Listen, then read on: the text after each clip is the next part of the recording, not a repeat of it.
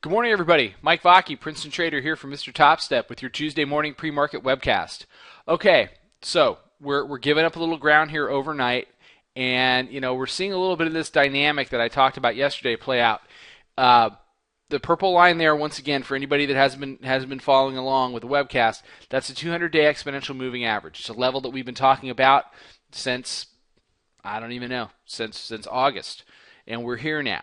And the market needs to make a decision. And today is, at least in my opinion, today is a very, very important day in the markets, because today is the day we're either going to bounce or we're going to stay below that 200-day exponential moving average, and it's going to start to act as resistance. And if that happens, then that begins to open up some lower levels, in the area of 1357, 1352 half, 1349 is a big one. 1340 half is a very big level for me as well.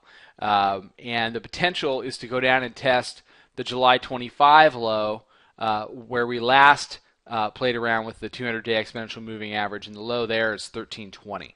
But that's an outlier. So let's see how the market plays today.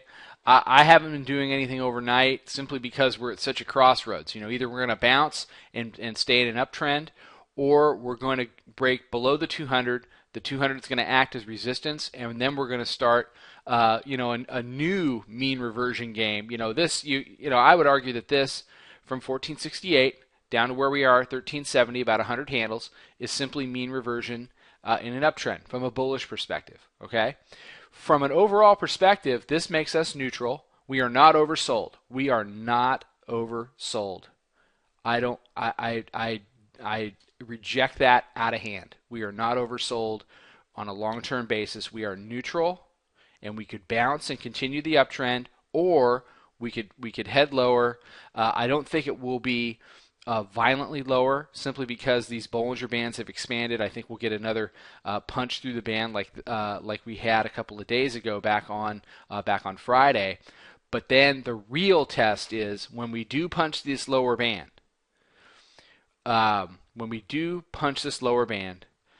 the move back up to 1373 create resistance? Okay. So that's what I'm watching for today, tomorrow, and through the rest of the week to see how that particular scenario plays out.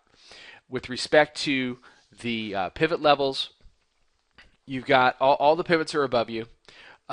Daily pivot comes in at 77.5, and it's kind of a daily 3-day pivot zone, 77.5 to 79.75. So, and that corresponds essentially with the Globex highs at 1379. So you can make the argument that we went up and tested that Globex highs, and that proved to be resistance.